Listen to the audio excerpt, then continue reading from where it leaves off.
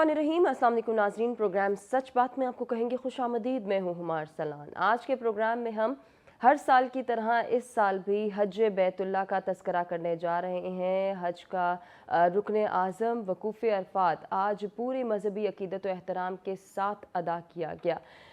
लब्बैक अल्लाहुम्मा लब्बैक की सदाएँ नाज़रीन फ़र्श से अर्श तक गूंजती रहीं और इसमें अल्लाह की वहदानियत, मजहबी जोश व जज्बा, मजहबी अकीदत और दीनी वहदानियत के पैगाम को ज़रूर हम जब ये बात करते हैं कि उसमें गूंज भी सुनाई दी और ये वाज़े पैगाम हमें प्रैक्टिकली भी नज़र आया।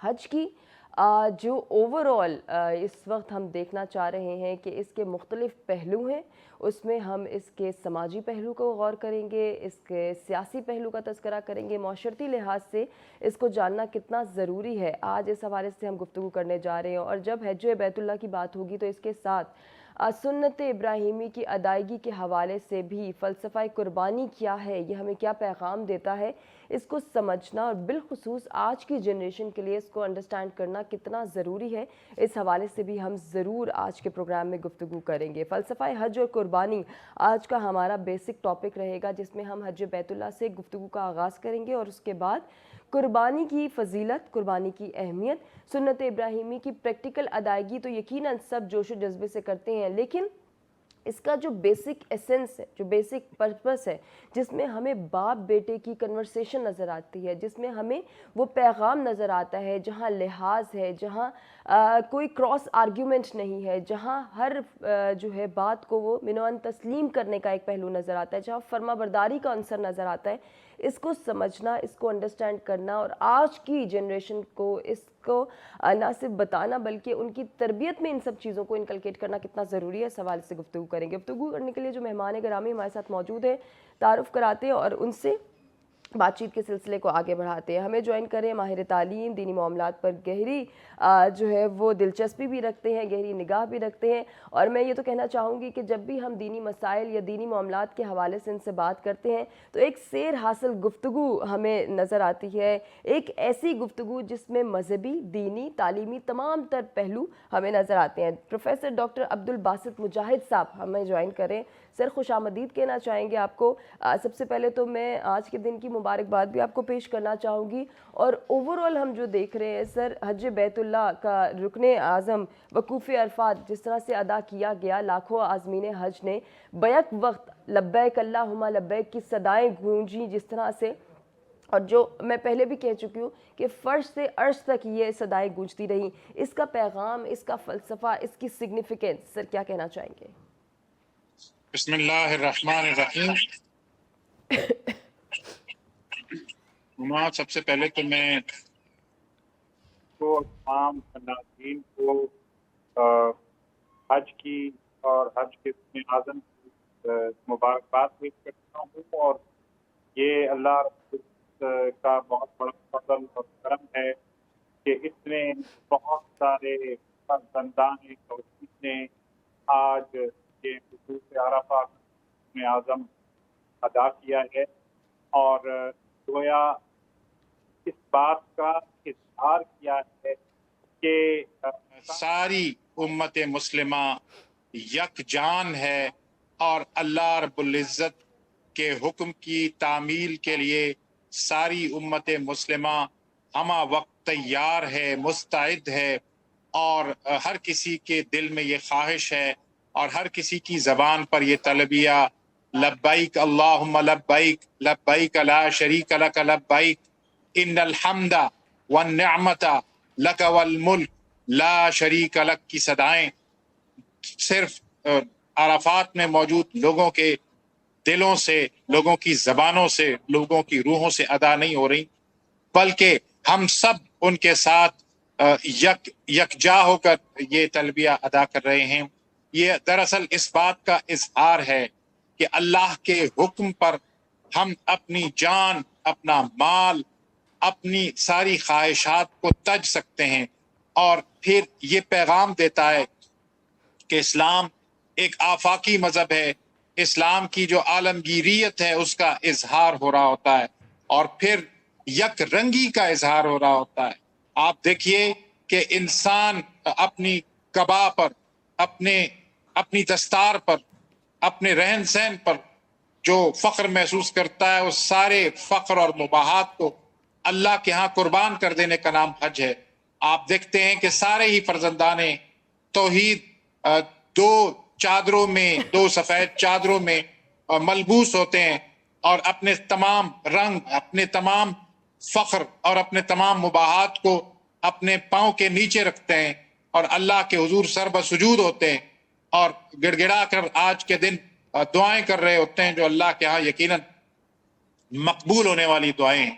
اس سب کا اصل میں فلسفہ کیا ہے؟ جی فلسفہ یہ ہے کہ یگانگت، فلسفہ یہ ہے کہ یک رنگی، فلسفہ یہ ہے کہ اللہ اور اس کے رسول صلی اللہ علیہ وآلہ وسلم کے احکامات کے سامنے جبین نیاز کو جھکانے کا نام ہے۔ اور پھر اصل بات جو قرآن ہمیں بتاتا ہے کہ قائم ہو جاؤ اپنے باپ ابراہیم کے ملت پر، ملت ابیکم ابراہیم وسماکم المسلمین من قبل وفی ھذا۔ اللہ کا کریم سورہ حج کی اس آخری آیت میں ہمیں بتاتے ہیں کہ قائم ہو جاؤ اپنے باپ ابراہیم کی ملت پر، وسماکم المسلمین من قبل وفی ھذا، جس امت کا نام پہلے بھی مسلم تھا اور اس قرآن میں بھی اس کا نام مسلم ہے۔ تو ہماری پہچان، ہماری شناخت مسلمان کی شناخت ہے۔ باقی ساری شناختیں جو ہیں وہ اس بڑی شناخت کے اندر سب مرج ہو جاتی ہیں۔ آج کے دن کا یہ پیغام ہے کہ امت مسلمہ یکجا ہے اور اللہ کے حضور ایک ہی رنگ میں، ایک ہی زبان پر کلمات کے ساتھ جمع ہے۔ یہ سمبولک پریزنس جو اس وقت عرفات کے اندر ہے، وہی پریزنس سب کے دلوں کے ساتھ، روحوں کے ساتھ پوری دنیا میں اس وقت موجود ہے۔ اور اس کا ریفلیکشن صرف ایک دن کے لیے نہیں ہے، ایک لمحے کے لیے نہیں ہے، یا کچھ لمحات کے لیے نہیں ہے، بلکہ یہ ہمیشگی کے لیے ہے۔ اور اس کا اظہار محض زبانوں سے نہیں ہونا چاہیے، یقیناً بلکہ ہمارے ایٹیٹیوڈ سے ہونا چاہیے۔ اور وہ لوگ جن کو اللہ نے چن لیا ہے، جو چنیدہ ہیں، قرآن کی زبان میں ہوا اجتباکم، یعنی تمہیں چن لیا گیا ہے اور وہ وہاں پر موجود ہیں، ان کے جو قلبی کیفیت اس وقت حج کے دوران ہے، وہی قلبی کیفیت مسلسل ہونی چاہیے، اور اپنے گھروں پر، اپنے ملکوں میں، اپنے خطوں میں واپس جا کر بھی اسی کیفیت کی سرشاری ہونی چاہیے، اور اس سرشاری کا اظہار معاشرے کے اندر ایک خوشبو کے ساتھ، ایک نور کے پرتاؤ کے ساتھ ہونا چاہیے۔ یہی حج کی اصل روح ہے، اور اس روح سے اللہ تعالیٰ پوری امت کو جو ہے وہ معطر کرے، مطہر کرے اور منور کرے۔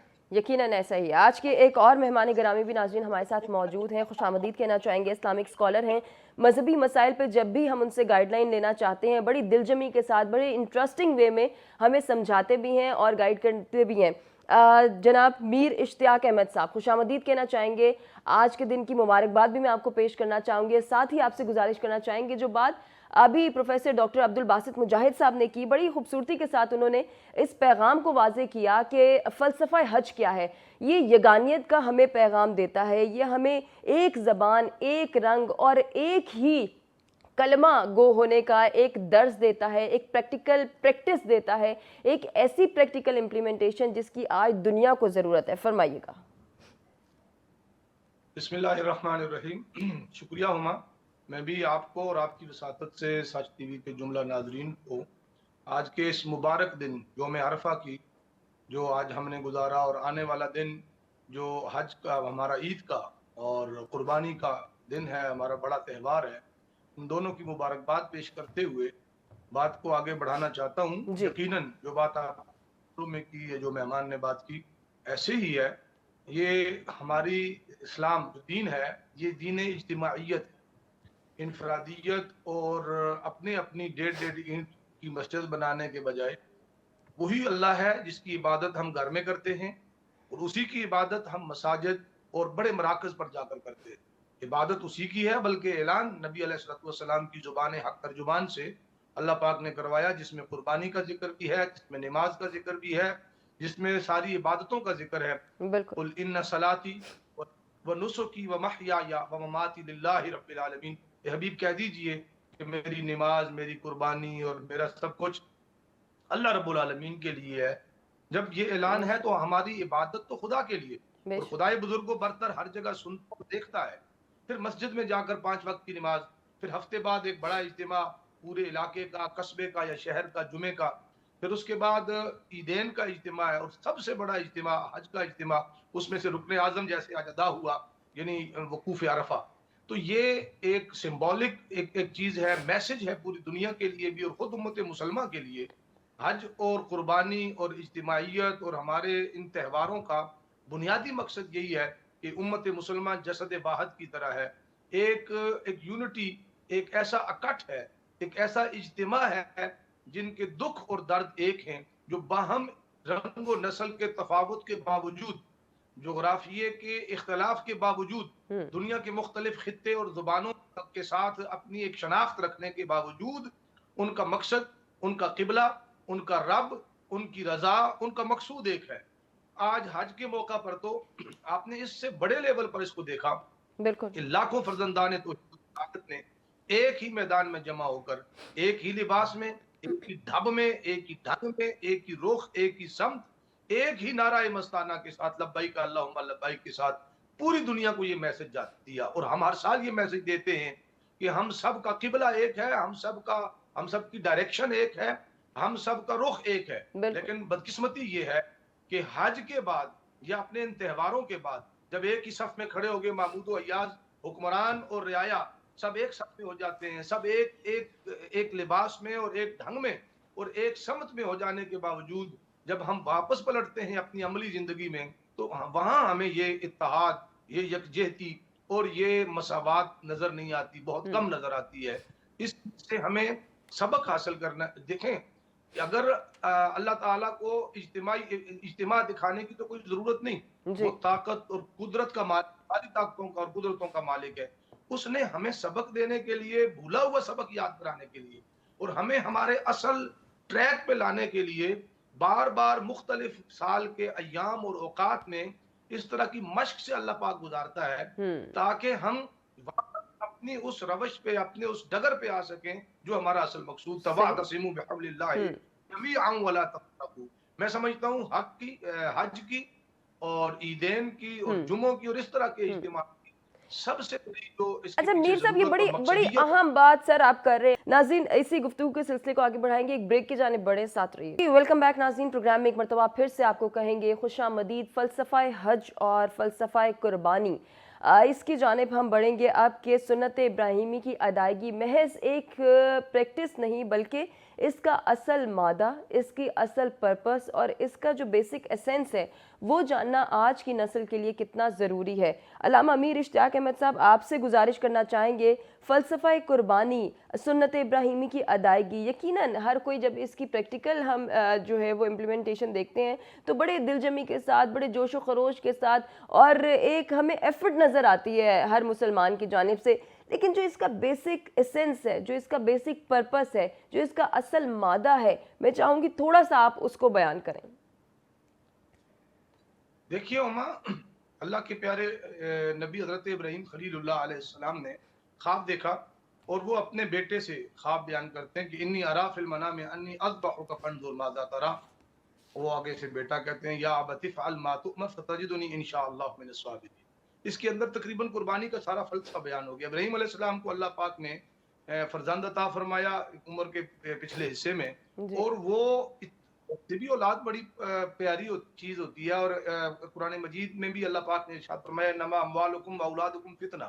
اولاد جو ہے وہ انسان کے لیے ایک بڑی آزمائش ہوتی ہے. یقیناً. اور آپ عملی زندگی میں اس کی کئی مثالیں ہوں گی، ہماری اپنی زندگیوں میں اس کی مثالیں ہیں کہ انسان اپنے لیے تو بہت سارے مشقتوں اور مصیبتوں اور پریشانیوں کو برداشت کر لیتا ہے، لیکن اولاد کو کانٹا بھی چبھے یہ کسی کو گوارا نہیں ہوتا. یقیناً. اولاد کا دکھ ایسا دکھ ہوتا ہے کہ وہ کوئی بھی برداشت نہیں کر سکتا. اس کے لیے کسی مسلمان اور کافر کی بات بھی نہیں، یہ انسان کی فطرت اور جبلت کے اندر رکھ دیا گیا ہے.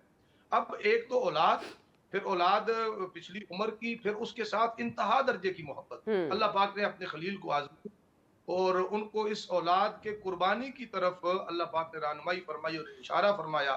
فرزند کی بھی کمال تربیت جناب ابراہیم علیہ السلام نے کی تھی.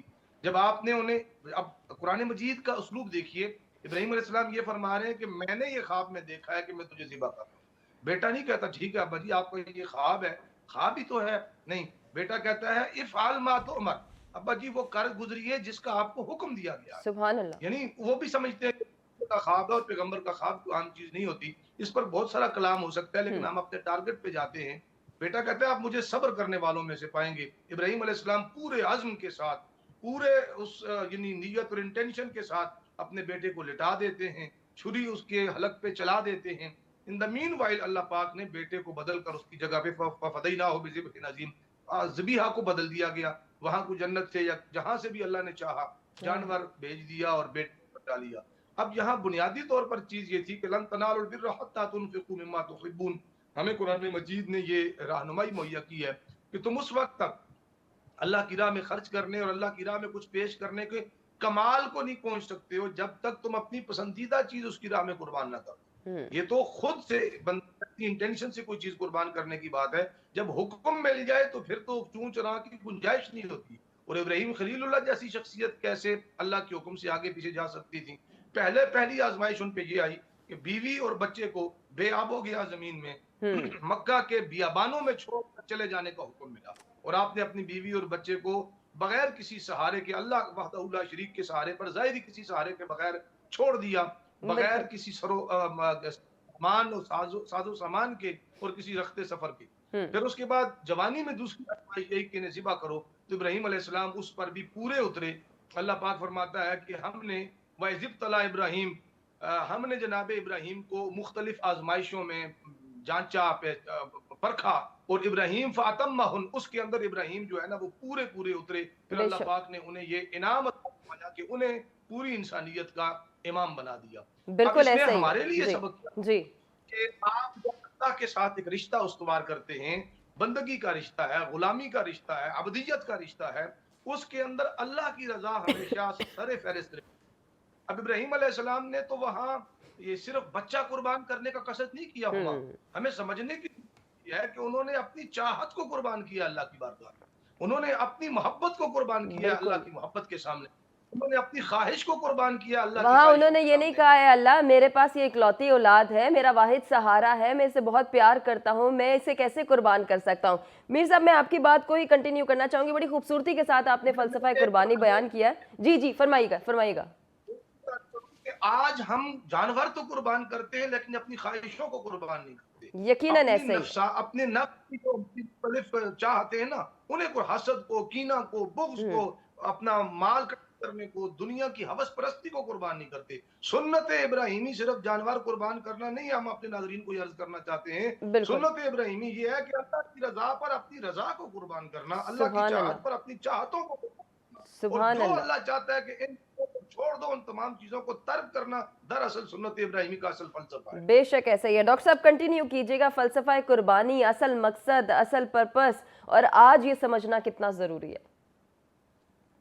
جی دیکھیے، اہم بات یہی ہے کہ یہ جو ہم نماز پڑھنے سے پہلے گویا نیت جو ہمیں سکھائی گئی ہے وہ اصل میں ابراہیم خلیل اللہ کے الفاظ ہیں علیہ السلام کے، جو اللہ نے ہمیں سکھائے ہیں، اور اس کی روح کو جاننا ہی گویا حج کی روح کو جاننا بھی ہے، قربانی کے فلسفے کو جاننا بھی ہے، ساری عبادات کی روح کو جاننا بھی ہے۔ وہ کیا ہیں الفاظ کہ انی وجہت وجہیہ للذی فطر السماوات والارض حنیفا وما انا من المشرکین۔ حضرت ابراہیم علیہ السلام فرماتے ہیں کہ میں نے اپنے رخ کو، اپنے منہ کو، انی وجہت وجہیہ للذی فطر السماوات والارض حنیفا، کہ میں نے اپنا رخ، اپنا چہرہ اللہ کی جانب جو ہے نا وہ مرکوز کر دیا ہے۔ اور جو وہ کون ہے جس نے زمین اور آسمان کو بنایا ہے، اور میں خالص ہو کر اس کی جانب متوجہ ہو گیا ہوں۔ یہی اسپرٹ ہے حج کی، یہی اسپرٹ ہے قربانی کی، یقیناً۔ اور یہی اسپرٹ ہے عید الاضحیٰ کے کو کتنا سیلیبریٹ آسان کرنے یا کی۔ کتنا مشکل ہے اسپرٹ کو ہمارے لیے انڈرسٹینڈ کرنا۔ ڈاکٹر صاحب آپ کی جانب بھی آئیں گے، ایک بریک ہمیں لینے کا کہا جا رہا ہے، ناظرین حاضر ہوتے ہیں ایک وقفے کے۔ ویلکم بیک ناظرین، پروگرام میں ایک مرتبہ پھر سے آپ کو کہیں گے خوش آمدید۔ بریک پہ جانے سے پہلے گفتگو ہو رہی تھی فلسفہ قربانی، سنت ابراہیمی کی ادائیگی، اس کی صرف فزیکل اپیرنس نہیں بلکہ اس کے بیسک ایسنس کو جاننے کی کوشش کر رہے تھے۔ اس ٹرو اسپرٹ کو ہم کس طرح سے انڈرسٹینڈ کر سکتے ہیں، اس کا پیغام، وہ فرما برداری، وہ لحاظ جہاں ہمیں کوئی کراس آرگیومنٹ نظر نہیں آتا، جہاں ہمیں یہ نہیں سوال نظر آتا کہ والد صاحب آپ ایسا کیوں کر رہے ہیں، میں آپ کی اکلوتی اولاد ہوں، آپ کیا کریں گے، میں آپ کا واحد سہارا ہوں، بلکہ اس پیغام کو من و عن تسلیم کرنے کا کہا جاتا ہے۔ یہ جو باپ بیٹے کی کنورسیشن ہے، یہ ہمیں کیا پیغام دیتی ہے، آج اس کو سمجھنا ہمارے لیے کتنا ضروری ہے، ڈاکٹر صاحب فرمائیے گا۔ دیکھیے، سب سے اہم بات یہ ہے کہ حضرت ابراہیم علیہ السلام کو جو مقام بلند جس پر اللہ رب العزت نے انہیں سرفراز کیا ہے، وہ بہت ساری آزمائشوں سے کندن بن کر نکلنے کے بعد ہے۔ آج بھی سبھی کے لیے جو ایک مثال کے طور پر حضرت ابراہیم علیہ السلام اللہ رب العزت نے ہمیں بتائے ہیں، وہ اسی وجہ سے ہے کہ اپنی عزیز ترین متاع کو اللہ کے راستے میں قربان کرنے کا حکم آئے تو پھر سرے منہ انحراف کی گنجائش نہیں ہے، بلکہ یہ کلمات اپنی زبان پر رکھتے ہوئے ہر چیز کو تج دینا، قربان کر دینا ہی اصل میں مسلمان ہونا ہے، اصل میں یہی ایمان کا جوہر ہے، اور یہی قربانی اور حج کا جوہر بھی ہے۔ وہ جیسا کہ ہم پہلے بھی اس پروگرام میں تذکرہ کر چکے ہیں کہ ان صلاتی و نسکی و محیای و مماتی للہ رب العالمین، کہ بے شک میری جو نماز ہے، میری عبادات ہیں، میری قربانی ہے، میرا جینا اور مرنا ہے، وہ اللہ رب العالمین کے لیے ہے۔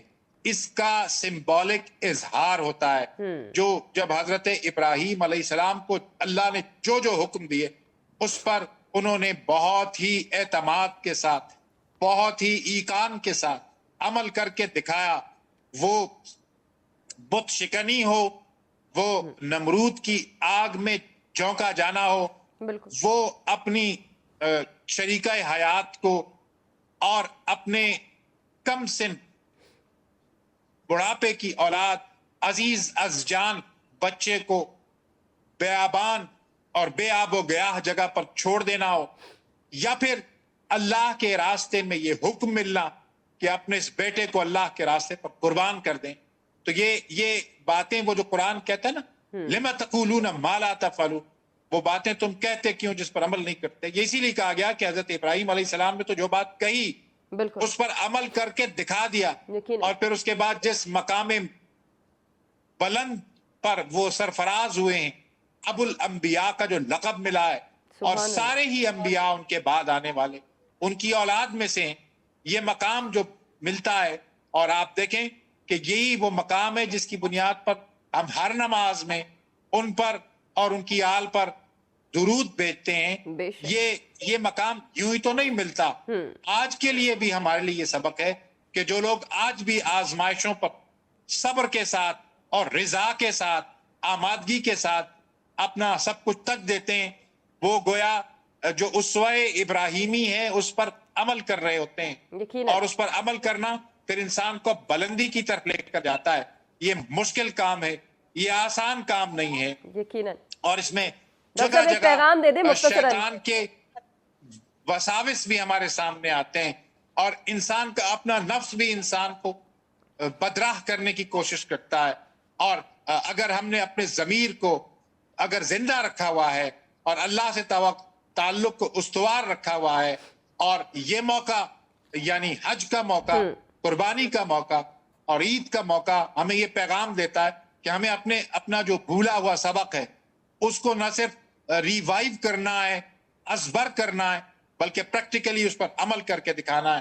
اور یہ پریکٹیکل سمبولک ایگزیبیشن جو ہے وہ دو چادروں میں ملبوس ہونا ہو، شیطان کو کنکریاں مارنی ہو یا قربانی کرنا ہو، یہ سب ہمیں یہ بتاتا ہے کہ اللہ کا حکم آئے تو پھر اس پر استقامت کے ساتھ عمل کرنا ہے. اور یہ پھر مقام کیا دیتا ہے؟ پھر مقام ابراہیم ہمیں نظر آتا ہے کہ جس سے جو شخص جب بھی طواف کرتا ہے وہاں اس کے پاس کھڑے ہو کر دوگانا نفل ادا نہ کرے تو وہ طواف مکمل نہیں ہوتا. اور پھر وہ جو حضرت ہاجرہ اپنے بیٹے کے لیے، عظیم بیٹے کے لیے پانی کے لیے دوڑتی ہیں، تو وہ جو صحیح ہے وہ آج بھی زندہ و جاوید ہے.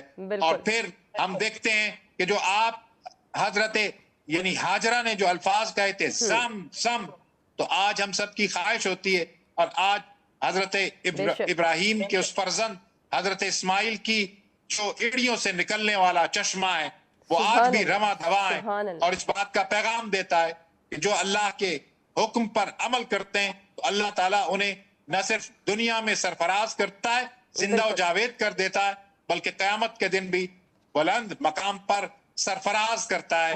یہی وہ طریقہ ہے جس پر ہمیں عمل کرنے کی ضرورت ہے. بے شک. علامہ صاحب آپ سے بھی گزارش ہوگی کیونکہ قربانی کے مسائل بہت زیادہ ہیں اور ہمارے پاس اتنا وقت نہیں ہے کہ ہم ایک ایک مسائل جانیں. کل عید الاضحیٰ کا دن ہے. اب میں چاہوں گی تھوڑا سا اگر آپ اپنے پیغام میں کوئی ایسا مسئلہ، کوئی ایسا نقطہ بیان کرنا چاہیں جو کہ جس میں تھوڑی سی احتیاط بھی ہو، جس کے حوالے سے آپ چاہیں کہ لوگ آگاہ بھی ہوں اور بر وقت اس کی ادائیگی میں یقینی بھی اس کو بنا سکیں. جی ہما، اس میں ایک بات تو ڈاکٹر صاحب کی بات کو تھوڑا سا آگے بڑھا کے میں ایک جملہ کہہ کے آگے بڑھتا ہوں آپ کے سوال کی طرف.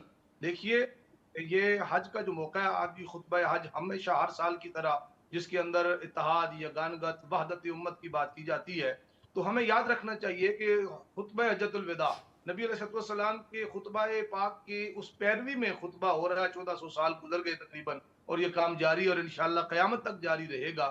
لیکن خطبہ حجۃ الوداع سے ہی ہمیں یہ روشنی لینی ہے کہ اس کا مقصدیت کیا تھی اور اس کی سگنیفیکنس کیا ہے. وہ ایک ورلڈ آرڈر تھا امت مسلمہ کو ایک مرکز پہ جمع کرنے اور ہر طاغوتی اور شیطانی طاقت کو للکارنے کا. آج ہمیں کسی ابراہم اکارڈ کی ضرورت نہیں ہے، آج کسی نئے فلسفہ کی ضرورت نہیں ہے. ہمیں سب کچھ پورے کا پورا دین، تمام دین، کامل دین ہمارے نبی پاک صلی اللہ علیہ وسلم دے گئے ہیں.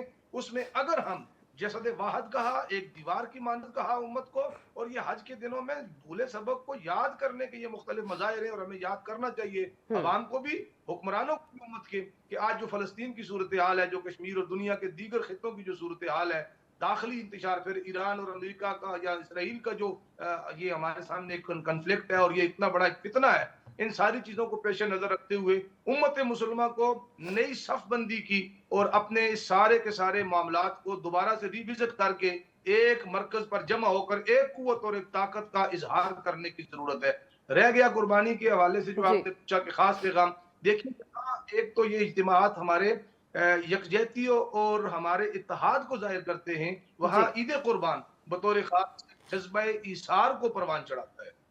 قربانی دوسروں کا احساس، وہ لوگ جن کے پاس وسائل کی کمی ہے، جن کے پاس خوراک یا اجناس یا روزمرہ کی ضرورتوں کی کمی ہے، انہیں اپنے ساتھ زکوٰۃ کے ذریعے سے، صدقات کے ذریعے سے اور قربانی کے ذریعے سے انہیں بھی اپنی خوشیوں میں شریک کرنا ہے، انہیں بھی کھانے اور اپنے دیگر جو اللہ کی نعمتیں ہیں ان میں شریک کرنا ہے. جب آپ قربانی کریں تو بہت سارے لوگ دیکھا کہ ہر چند کے فقہ کی کتابوں میں مسائل موجود ہیں کہ آپ اپنی ڈسکریشن پر اس کے گوشت کی تقسیم وغیرہ کر سکتے ہیں. لیکن جو ہمارے ہاں ایک اچھا مربجہ مستحب طریقہ جو چل رہا ہے کہ اس کے 3 حصے کر دیں، غربا مساکین کو اس میں سے ایک حصہ دے دیں، ایک حصہ اس کا آپ اپنے اعزا اقربا کو دے دیں، کیونکہ اقربا کا ایک الگ سے حصہ ہوتا ہے آپ کی محبت، آپ کے وسائل کے اندر اللہ پاک نے انہیں کافی حد تک شریک کیا ہے. اور پھر تیسرا حصہ آپ بے شک آپ یا سارا قربان کر دیں یا میکسیمم رکھ لیں، اجازت تو ہے، لیکن فلسفہ قربانی جو ہے اور جو اس کی مقصدیت ہے وہ اس وقت مدھم پڑ جائے گی، کمزور ہو جائے گی، ماند پڑ جائے گی جب آپ مستحقین کو اس میں شامل نہیں کریں گے. آج کے ہمارے ملک کے میں افراتفری کے دور میں وسائل کی قلت اور بحران کی اور زیادہ ضرورت ہے. آج تو سفید پوشی لوگوں کی قائم رکھنا انتہائی مشکل ہو گیا ہے، اور روزمرہ کی روٹی ہے اس کے لالے پڑے ہوئے لوگوں کو ایک تو ہمارے حکمرانوں کو اللہ پاک سوچنے کی، سمجھنے کی توفیق عطا فرمائے اور بین الاقوامی اللہ پاک ہمارے موافق کر دے. دوسرا جو ہم میں سے صاحب ثروت اور جو صاحب حیثیت لوگ ہیں اللہ پاک انہیں بھی توفیق دے. اور اس موقع پر تو بطور خاص کوشش کریں صرف لوگوں کو راضی کرنے. ہم نے ایک اور چیز دیکھی ہے، بڑی کامن ہماری ایک غلطی ہے، وہ یہ ہے کہ جس نے میرے گھر گوشت بھیجا میں اس کے گھر جی گوشت پلٹ کے بھیجوں اسی گا. کے گھر یہاں پہ وہ ایک باجی کی شکل میں پڑے ہوئے ہیں. خدا کے بندو یہ تو ان کا حق تھا جنہیں قربانی کرنے کی استطاعت نہیں. یقیناً ان کو پہلے بھی یاد رکھنا بہت ضروری ہے. بڑی خوبصورت آپ نے پیغام دیا، بے حد شکریہ ادا کرنا چاہیں گے علامہ میر اشتیاق احمد صاحب آپ کا اور پروفیسر ڈاکٹر عبدالباسط مجاہد صاحب آپ کا. آپ دونوں نے اپنا قیمتی وقت اور قیمتی ہمارے ساتھ معلومات بھی شیئر کی. ناظرین آپ سے اجازت لیں گے، اللہ نے